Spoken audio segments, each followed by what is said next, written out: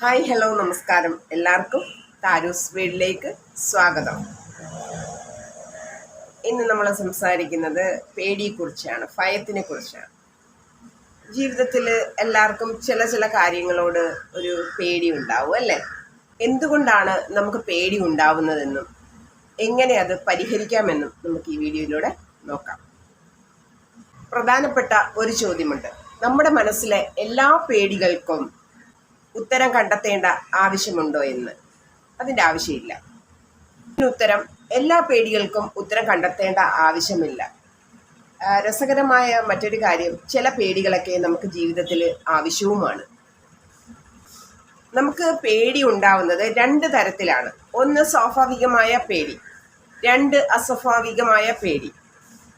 നമുക്ക് സ്വാഭാവികമായ പേടിയെക്കുറിച്ച് കുറച്ച് ഉദാഹരണങ്ങൾ നോക്കാം. രസകരമായ 2-3 ഉദാഹരണങ്ങൾ.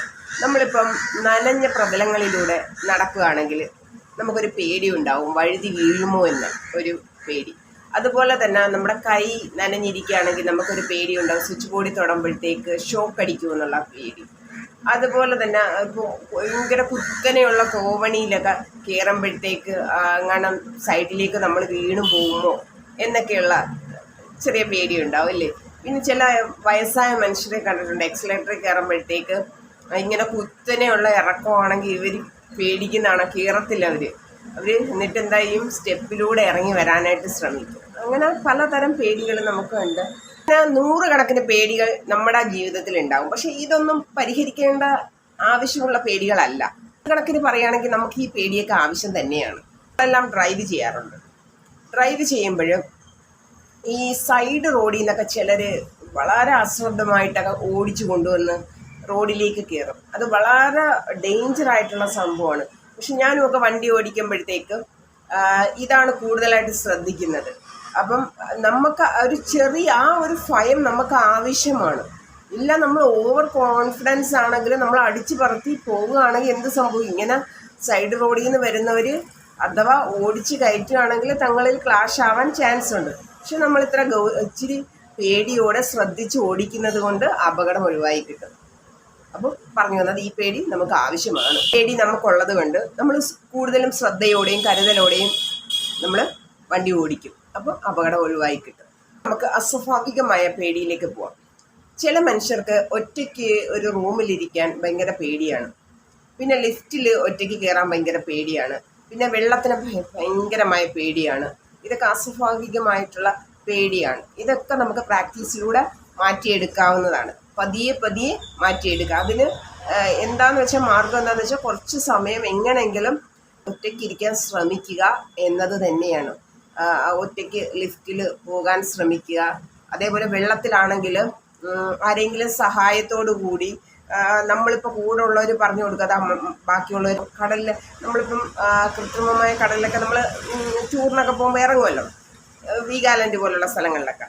അപ്പോൾ കൂടെ ഉള്ളവർ പറഞ്ഞു കൊടുക്കാതെ അവരും ഇറങ്ങിയല്ലോ, നമുക്ക് പേടിയില്ലല്ലോ, നോക്കൂ അവരെന്ത് അടിപൊളിയായിട്ടാണ് ആ കടലിൽ കുളിക്കുന്നത് എന്നൊക്കെ പറഞ്ഞ് ചെവിയിലേക്ക് കൊടുക്കുമ്പോൾ ഇവരുടെ പേടി പതിയെ പോവും. പിന്നെ ഇവരുടെ കൈ പിടിച്ച് പതുക്കെ ഇറങ്ങുക എന്നുള്ള ഫസ്റ്റ് സ്റ്റെപ്പ് എടുക്കുക എന്നുള്ളതാണ്. അങ്ങനെ നമുക്ക് ആ പേടിയെ പതിയെ മാറ്റിയെടുക്കാവുന്നതാണ്. നമ്മുടെ ഇടയിൽ ഒരു ക്വസ്റ്റ്യൻ വരാം, ഇതെങ്ങനെയാണ് നമ്മളിലേക്ക് കടന്നുകൂടിയെന്ന്. അത് നമ്മുടെ സമൂഹവും നമ്മുടെ വീട്ടുകാരും ആരിൽ കൂടിയൊക്കെയോ നമ്മളിലേക്ക് കടന്നു വന്ന കാര്യങ്ങളാണ്.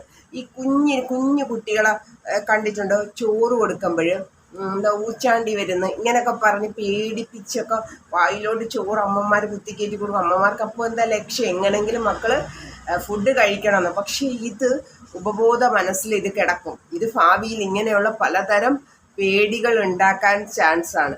എനിക്കുമൊക്കെ ഈ വണ്ടർലാൻഡിലൊക്കെ പോകുമ്പോഴും ഇല്ല കറങ്ങുന്ന ഒരു സംഭവം ഉണ്ടല്ലോ, അതിലൊക്കെ കയറാൻ ഭയങ്കര പേടിയാ. പേടിന്ന് വെച്ചാൽ ഭയങ്കര പേടിയാ. എന്നാലും നമ്മൾ കയറി അതിൽ ആദ്യത്തെ പ്രാവശ്യം കയറി കൂകി വിളിച്ച് അയ്യോ എന്ന് പറഞ്ഞ് കൂകി വിളിച്ചൊക്കെ.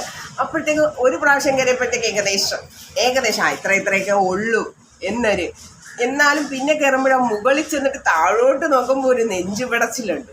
അതുപോലെ തന്നെ പിന്നെ അതിനകത്ത് തന്നെ ഇങ്ങനെ കറങ്ങി പാമ്പിനെ പോലെ ഇങ്ങനെ കറങ്ങിയൊക്കെ വരുന്നുണ്ടല്ലോ. അതിലിതേണ ഏറ്റവും മണ്ടയിൽ കയറിയിട്ട് നമ്മളെ പിടിച്ച് അവരൊരു തള്ളു അപ്പോൾ ഒരു ജീവൻ പടയുന്നൊരു ഇതുണ്ട്. അപ്പം ആദ്യമൊക്കെ നമ്മൾ എന്താ ചെയ്യുന്നതെന്നറിയാവോ? കണ്ണ് തുറക്കത്തില്ല, കണ്ണ് തുറന്നാൽ പറ്റത്തില്ല, കണ്ണടച്ച് പിടിക്കും. എന്നിട്ട് നമ്മൾ വന്നിങ്ങനെ വെള്ളത്തിൽ വീഴുമല്ലോ, അപ്പോൾ ഒരു കോൺഫിഡൻസാണ്, ഇത്രയേ ഉള്ളൂ. പിന്നെ നമ്മൾ എന്തായി രണ്ടാമത്തെ പ്രാവശ്യം ആകുമ്പോൾ കുറച്ചൊക്കെ കണ്ണ് തുറക്കും, പേടി വരുന്നെങ്കിൽ അടയ്ക്കും, പിന്നെയും തുറക്കും. അങ്ങനെ പതിയെ ഈ പേടി മാറിക്കിട്ടും. കുഞ്ഞിലെ ഒരു 4ാം ക്ലാസ്സിൽ പഠിക്കുമ്പോൾ തോന്നുന്നു പെരുമൺ ദുരന്തം നടക്കുന്നത് പരവൂര്. പക്ഷെ എനിക്ക് ആ വാർത്ത ഞാൻ പത്രത്തിൽ വായിക്കുമ്പോഴും ആ വിഷ്വൽസ് കാണുമ്പോഴൊക്കെ എന്തോ ഒരു വല്ലാത്ത ഭയം എൻ്റെ ഉള്ളിലേക്ക് കടന്നുകൂടി. അതിനുശേഷം എപ്പോൾ ട്രെയിനിൽ അതിലേ പോയാലും ഇങ്ങനെ താഴേക്ക് നോക്കുമ്പോൾ ഒരു വല്ലാത്തൊരു ഭയം. അതാണ് നമ്മൾ പോലും അറിയാതെ കുഞ്ഞുനാളിൽ നമ്മുടെ ഉള്ളിലേക്ക് കടന്നു കയറുന്ന ഉപബോധ മനസ്സിൽ കടന്നു കയറുന്ന ചില വിഷ്വൽസ് ഭയങ്കര പാടാണ് മാറിപ്പോവാൻ. പിന്നെ അത് പ്രാക്ടീസിലൂടെ മാത്രമേ അത് മാറ്റിയെടുക്കാൻ പറ്റൂ. അതിന് ചെയ്യേണ്ട ഒറ്റ കാര്യം എന്താണെന്ന് വെച്ചാൽ അത് വീണ്ടും നമ്മൾ ആ പേടിയുള്ള സംഭവം ചെയ്യുക എന്നുള്ളതാണ്. അപ്പോൾ പതിയെ അതങ്ങ് മാറിക്കിട്ടും. അതുപോലെ തന്നെയാണ് ശ്മശാനത്തിൻ്റെ അടുത്തൂടെ രാത്രി നമുക്ക് ഒറ്റയ്ക്ക് നടന്നു പോകാൻ പറ്റുമോ? എന്തുകൊണ്ടാണ്? നമ്മൾ കുട്ടിക്കാലത്തിൽ കേട്ടിട്ടുള്ള നമ്മുടെ പ്രേത കഥകളും കാര്യങ്ങളും ഒക്കെ കൊണ്ടാണ് നമുക്ക് ഈ ഒരു പേടി വരുന്നത്. അല്ലെങ്കിൽ ഒന്നുമില്ല, ഒരു പേടിയും വരണ്ട. പക്ഷെ അത് നമ്മുടെ ഉപബോധ മനസ്സിൽ കിടക്കുമ്പോൾ ആണ് ഈ ഒരു പേടി ഉണ്ടാകുന്നത്. പിന്നെ ആണുങ്ങൾ 1 പ്രാവശ്യം 2 പ്രാവശ്യം അങ്ങനെ പോയി വരുമ്പോഴത്തേക്ക് ആ പേടി കംപ്ലീറ്റ്ലി മാറിക്കിട്ടും. അത്രയേ ഉള്ളൂ. നന്നായിട്ട് നീന്തുന്ന ഒരു മനുഷ്യൻ, അദ്ദേഹത്തെ സംബന്ധിച്ച് കുട്ടിക്കാലത്ത് ഒരുപാട് പേടിച്ചു കാണും വെള്ളത്തിന്. പക്ഷേ പതിയെ അദ്ദേഹം അതിലേക്ക് ഇറങ്ങിച്ചെന്ന് നിരന്തര പരിശ്രമത്തിലൂടെ ആയിരിക്കും ആ ഒരു നീന്തൽ കൈക്കലാക്കിയത്. അപ്പോൾ ഇതിൻ്റെ ഒരു സൊല്യൂഷൻ എന്താണെന്ന് വെച്ചാൽ എന്തിനോടാണോ ഭയമുള്ളത് ആ ഭയത്തിലേക്ക് നമ്മൾ പതിയെ ഇറങ്ങിച്ചെല്ലുക എന്നുള്ളത്. ചിലർക്ക് ഭയങ്കരമായ സ്റ്റേജ് ഫിയർ ആയിരിക്കും. ഇപ്പോഴും സുജാത മാഡവും MG ശ്രീനിവാസ് സാറും ഒക്കെ പറയുന്ന കേട്ടിട്ടുണ്ട്. സ്റ്റേജിൽ നിന്ന് ഇപ്പോഴും ആ പാട്ട് പാടാനായിട്ട് കയറുമ്പോൾ ആദ്യം കുറച്ച് നേരം ഒരു ഭയം ഉണ്ടാവും. അപ്പം അതാണ് പറഞ്ഞത്, അത്രയും എക്സ്പീരിയൻസ് ഉള്ളവർ പോലും പറയുന്നുണ്ട് ചില കാര്യങ്ങളിലുള്ള ഭയം അതങ്ങോട്ട് പെട്ടെന്ന് വിട്ടുമാറത്തില്ല. അപ്പോൾ പേടിയിലേക്ക് നമ്മൾ ഇറങ്ങി ചെല്ലുക എന്നുള്ളതാണ് ഫസ്റ്റ് സ്റ്റെപ്പ്. പിന്നെ വീണ്ടും പരിശ്രമിച്ചു കൊണ്ടിരിക്കുക. അപ്പം പതിയെ പേടി നമ്മുടെ ഉപബോധ മനസ്സിൽ നിന്നും മാറിക്കിട്ടും.